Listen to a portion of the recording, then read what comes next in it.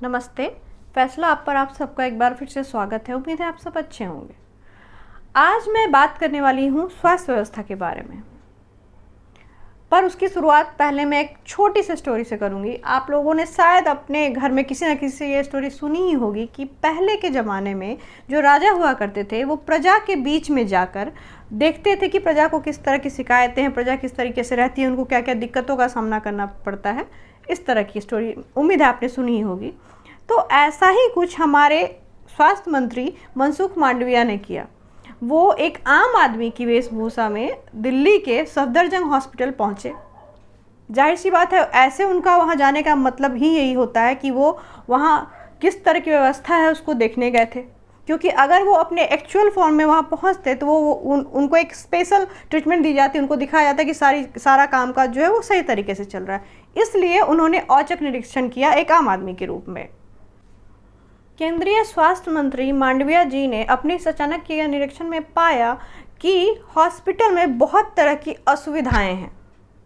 इसी दौरान जब वो एक पेशेंट के रूप में वहाँ हॉस्पिटल के एक बेंच पर बैठे हुए थे तो उनको एक गार्ड ने डांटा, उनको डंडे से मारा भी और उनको हिदायत दी कि आप यहाँ नहीं बैठ सकते। एक ये बात हो गई। दूसरी, उन्होंने ये नोटिस किया कि वहाँ बहुत सारे रोगी स्ट्रेचर और अन्य तरह की मेडिकल हेल्प के लिए इधर उधर दौड़ रहे थे, परेशान हो रहे थे, पर उनको वो चीज़ें प्रोवाइड नहीं कराई जा रही थी इजी वे में।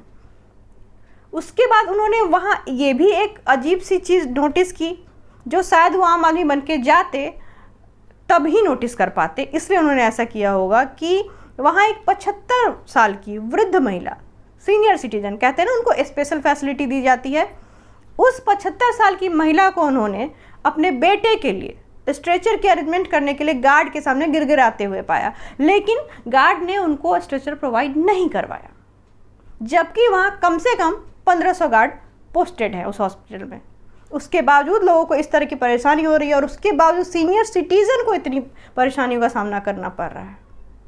फिर उन्होंने इन सब की बातें, ये एक रिपोर्ट बना के ये सारी जो प्रॉब्लम्स हैं ये उन्होंने हमारे प्रधानमंत्री मोदी जी को भी बताई। मोदी जी ने ये भी कहा कि क्या उस गार्ड को सस्पेंड किया गया है, तो बोला गया कि ये पूरे सिस्टम की गड़बड़ी है, सिर्फ एक गार्ड के कहने से नहीं होगा, उसको सस्पेंड नहीं किया जा सकता है या नहीं करेंगे, इससे ये प्रॉब्लम सॉल्व नहीं होगी। ये जो हायरार्की है इसको ठीक करने की ज़रूरत है, इसको ऑर्गेनाइज वे में कंट्रोल करने की ज़रूरत है। तो उस गार्ड की नौकरी अभी है, लेकिन उनके इस तरीके से जाने से ये बात तो ज़रूर पता चली कि एक आम आदमी को किस तरीके से पैसे पे करने के बावजूद भी एक सरकारी हॉस्पिटल में कोई क्यों नहीं जाना चाहता। उसका रीज़न ये है कि वहाँ आपको सही वक्त पे सही ट्रीटमेंट नहीं मिलती है, सही चीज़ें नहीं मिलती, और इसी वजह से लोग सरकारी हॉस्पिटल के नाम पर डरते हैं। खैर, मोरल ऑफ द स्टोरी ये है कि स्वास्थ्य मंत्री ने सफदरजंग हॉस्पिटल के एडमिनिस्ट्रेशन टीम को निर्देश दिए इस तरह की अव्यवस्था को दूर करने के लिए और इसे देश के एक मॉडल हॉस्पिटल के रूप में बनाने के लिए। उन्होंने ये भी कहा हॉस्पिटल के एडमिनिस्ट्रेशन को कि हॉस्पिटल और मेडिकल स्टाफ एक ही सिक्के के दो पहलू होते हैं, इसलिए इन्हें टीम के रूप में ही काम करना पड़ेगा। इनका कोऑर्डिनेशन अच्छा होना चाहिए और तभी ये काम सुचारू रूप से चल पाएगा।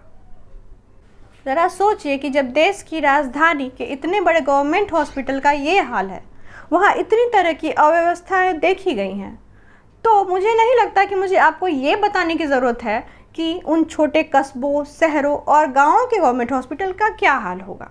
आप खुद ही समझदार हैं। इस विषय में मैं कभी फिर आपसे डिटेल में ज़रूर बात करूंगी, पर मेरा सरकार से एक निवेदन है कि जिस तरीके से हॉस्पिटल का निरीक्षण किया गया है अचानक एक आम आदमी बन करके, वैसा ही कुछ पुलिस स्टेशन का भी एक बार होना चाहिए।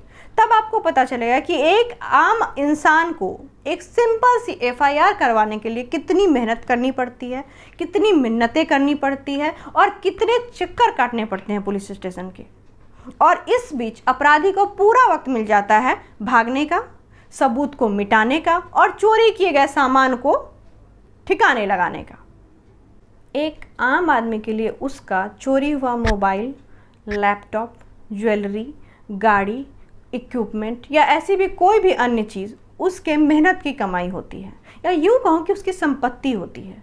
और पुलिस के लिए वो सिर्फ उसकी चोरी की रिपोर्ट सिर्फ एक केस होती है जो कि कहीं ना कहीं फाइलों में दबकर रह जाती है।